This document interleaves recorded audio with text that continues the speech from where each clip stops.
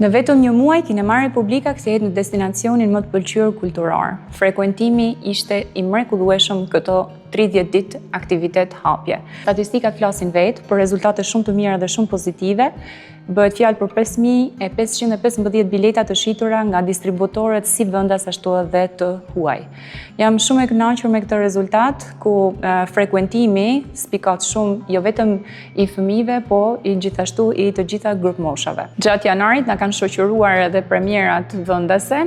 Kazerma ishte një ndër filmat e parë të cilët u prezantuan në Kinema Republika, vazhduam me ODN dhe së fundmi me filmin Falli 2, i cili për shkak të kërkesave të publikut do vazhdojë të jetë edhe këtë fundjavë.